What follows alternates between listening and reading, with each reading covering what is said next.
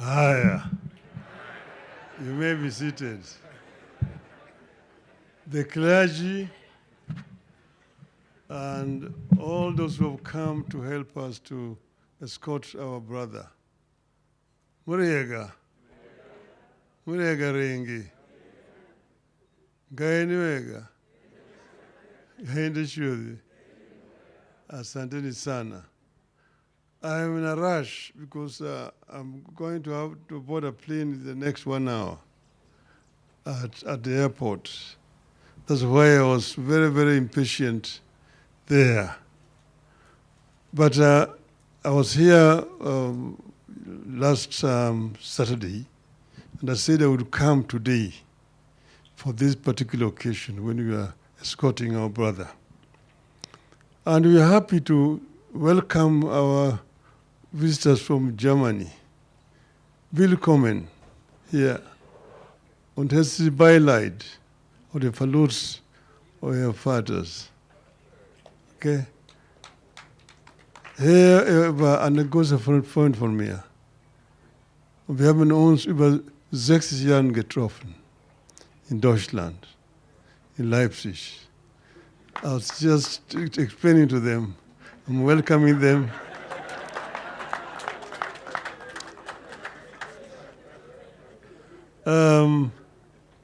It is now, I was just calculating, and I found it is exactly 61 years ago when we first met with my brother here. I was ahead of him there by 2 years. And as has been said, I met his elder brother, Charles Mburu Miano. He was already in his third year at the University of Dresden when I went there. But we met in the city of Leipzig. If you follow Bundesliga, there's a club there called RB Leipzig. That is from our town. That is where we were doing the preparation to go to university. You have to go there and pass the German university entrance examination, where you can then be admitted to a German university. So Francis followed me, and we welcomed him, and we had a very good time with him those days. From then, as you have seen, he went to Dortmund, and then after that he went to Freiburg, where he studied and eventually got his PhD. This is a true Kenyan who is somebody who is very, very moderate and is very welcoming. I did not know because when I met Mumbi, she was Mumbi Ngaru. Little did I know that she was the wife of my friend. It took a very long time.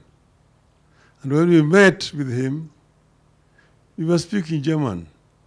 Mumbi, of course, was not understanding what we were saying. We were backbiting her.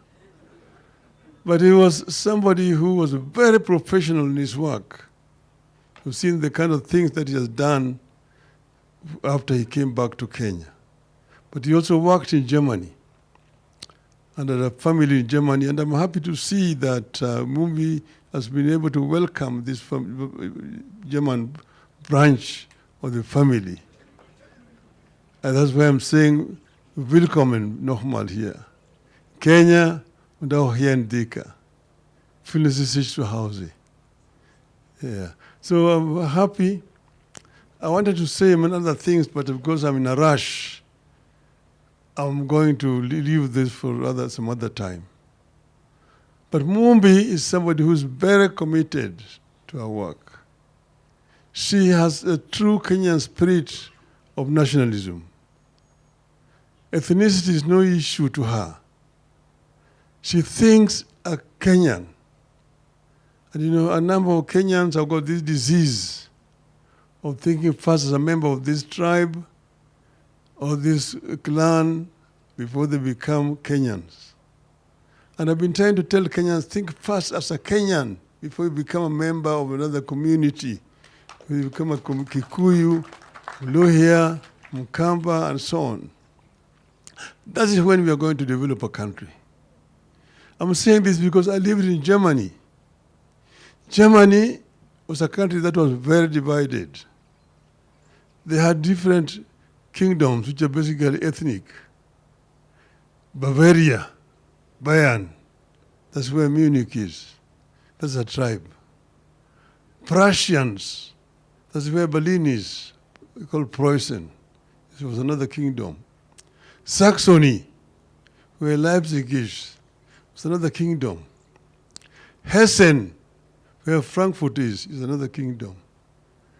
Then Rhineland, where Cologne is another kingdom. Then Hansa, Hamburg, those areas. Mecklenburg, and so on and so forth. And for 33 years, one time, they were fighting against each other. It's called, in German history, 33-jähriger Bürgerkrieg. It is only a prince of Prussia called Otto von Bismarck who came out with his centurions, forcefully united these different nationalities and created one united Germany, and said that if you don't work hard, the English and the French are going to look down upon you like second-class Europeans. So introduced what is known as Iron Rule in Germany. Work or you are disciplined. And that is the basis of Teutonic discipline that we have today. Today you see a German telling you, look at Mercedes-Benz, look at BMW. No Italian can make that.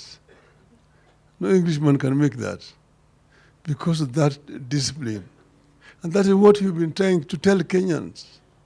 Think as a Kenyan first before you think as a member of the community here and there. I'm surprised all the time when I come here and people say they fear Raila. We have all the time been working together. Jaramogi is the one who stood up in parliament and said that Jomo Kenyatta and all those who detained with him were and are the true leaders of Kenya. He was disowned by members who came from this region in parliament. Go and read the Hansard. But he went on and kept on saying Uhuru na Kenyatta until eventually Kenyatta was released. Kenyatta was released to Jaramogi. Jaramogi, who took Kenyatta to Gatundu, his home, he was released to Jaramogi's hand. Chukua hiyo Kenyatta yako. Deny. And Jaramogi and Kenyatta were one thing with independence. They only disagreed ideologically, not ethnically. Not because Jaramogi was a Luo or Kenyatta was a Kikuyu, no. And that is normal generally in politics. But then me, I've worked with members of this community for a long time. How we started with Kenneth Matiba, Kenya Football League, and organized soccer in this country, that Kenya became number one in the whole of this region. Kenneth Matiba. And when Kenneth Matiba was in trouble with Charles Rubia, he came to me and said, there's a problem here. These people want to arrest us. Only Jaramogi can save us. Arrange for us to meet Jaramogi. And arrange a meeting with Jaramogi, Matiba, and Rubia. And we talked there about how we can fight to change Section 2A and bring back multipartyism. And that's when we met after that meeting, we organized a Kamkunji. Matiba, Rubia, and yours truly were arrested and detained together. Where Rubia ended up being very sick, Matiba got a stroke, and so on and so forth. But we had worked together. We came out back here, we started a Ford. Kenya, Ford. Later on they came and split it into Ford Kenya and Ford Asili. But we had to work together with those people. Fast forward again, when the opposition was divided in 1992 and lost elections, the Nyayos 34% against opposition's 66%. 97, we were not able to unite. We were defeated. 202, when opposition was divided again, I said Kibaki tosha, and campaigned for Kibaki when he was injured until he became president. Did I not know that Kibaki was a Kikuyu? Did I not know that Kibaki was a Kikuyu? I knew. That's what therefore the idea saying that Raila is an enemy of Kikuyus, I don't know where it comes from. We only disagreed with Kibaki when people around him decided not to implement the constitution that we had agreed on, the basis of. So people talking about ethnicity are talking cheap politics, which really is of no roots here. But today we are all escorting our brother. And, but I want us to be united as a people. Kenya is much more important than any one of us. If Kenya burns, we'll have no country.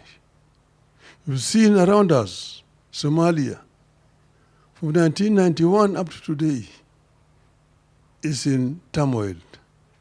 Look at South Sudan. Look at DRC. Look at Ethiopia, and some other countries around us here. It is better to have peace that we're having here and push and go and have a peaceful election than to have turmoil in this country. Because if it disrupts, you don't know the end. That is the message that I want to convey here.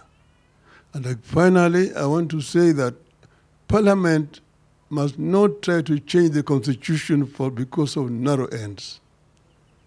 The constitution that we brought here brought devolution. Devolution need to be defended. Today there's a Gazette notice, they are saying that they want to amend the constitution in order to legalize this CDF national government. What does national government have to do in the counties? In counties, we have counties which have got executive powers to implement. Let the national government let go of resources to the counties as provided for in the constitution. Health is devolved, provide the fund down there. Roads also, is devolved. You don't need Kura and Kera. Have only Kenha for the national government, dealing with international highways, national trunk roads, and feeder roads, and leave all the other roads in the regions to counties and send the money down there. Why should you be building markets for counties? Let counties build a market themselves. How about affordable housing? Let counties build affordable housing. Then you will not be talking about 15%. You'll be talking about 35 to 40% devolved funds. Then you can blame the governors if they're not working. But you cannot blame Governor Sakaja for roads in Nairobi which are not under his jurisdiction. Most of the roads in Nairobi are not county government roads. They are all Kura and Kera roads. What is Kera doing outside Nairobi as a city, the capital of the country? So let devolution work in the honor of Dr. Garu. I want to end by saying, may the Lord rest his soul in eternal peace. Thank you very much.